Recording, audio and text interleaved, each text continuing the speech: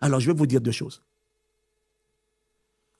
Il y a deux types de personnes qui critiquent en général les pasteurs, les églises. Je sais qu'il y a beaucoup de choses compliquées dans l'église, je sais.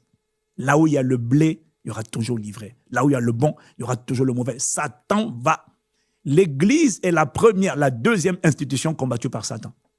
Satan ne va pas dans les religions, il va dans l'église. La première institution combattue par le diable, c'est le mariage. La deuxième, c'est l'église. Donc c'est normal qu'elle soit combattue, c'est normal qu'il y ait des mélanges, c'est normal c'est normal qu'il y ait autant de scandales. Mais est-ce que c'est normal qu'il y ait autant de critiques et de calomnies? Non. Non. Il y a deux types de personnes qui critiquent en général les autorités. Je vais te dire.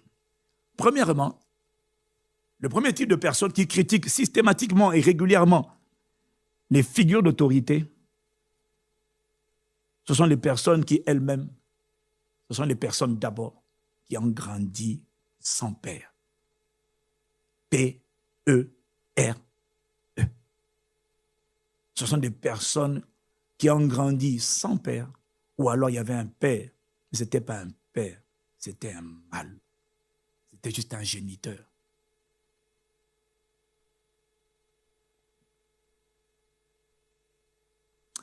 « 90% de la personnalité d'un enfant se forme avant l'âge de 7 ans. Et ça se construit dans la famille. Donc, le premier type de personne qui a tendance à critiquer, commenter, commérer, ce sont d'abord les personnes qui ont un problème, pas avec les pasteurs, pas avec les églises. Ce sont des personnes qui ont été irritées, qui sont en colère. Et ça ne vient pas de l'église. Ce n'est pas à cause des pasteurs. Ça a commencé dans l'enfance. Ça a commencé à la maison. Ça a commencé avec les parents et surtout le père. Soit il était absent, soit il était présent, mais il t'a fait du mal. Il était irresponsable.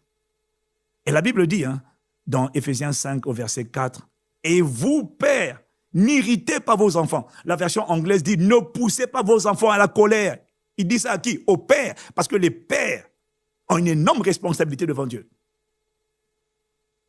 Ce n'est pas les mères. Les mamans font ce qu'elles peuvent. Elles se battent comme elles peuvent. Mais ce n'est pas à la mère d'élever l'enfant, de lui donner des valeurs, de lui donner l'identité, de lui donner le sens de l'affirmation.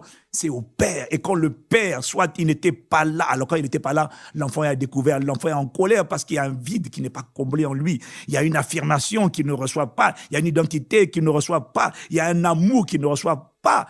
C'est le père qui doit pourvoir en amour, pourvoir financièrement. Mais quand un enfant n'a pas ça, il est en colère.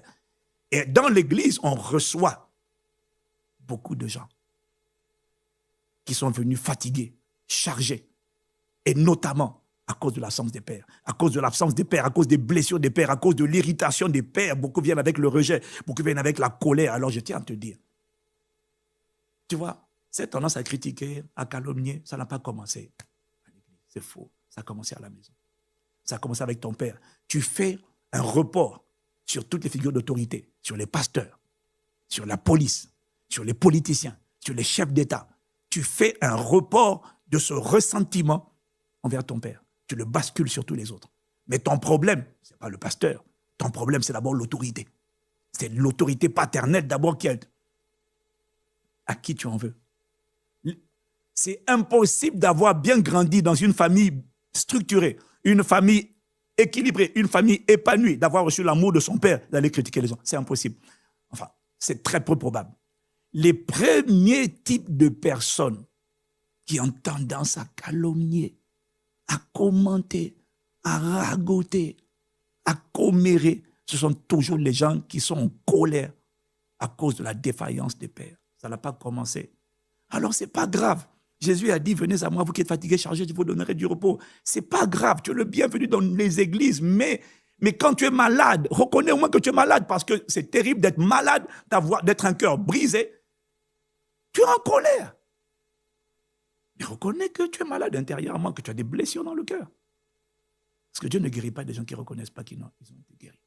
Plutôt, Dieu ne guérit pas des gens qui ne reconnaissent pas qu'ils souffrent à l'intérieur. Ce que j'essaie de te dire, c'est que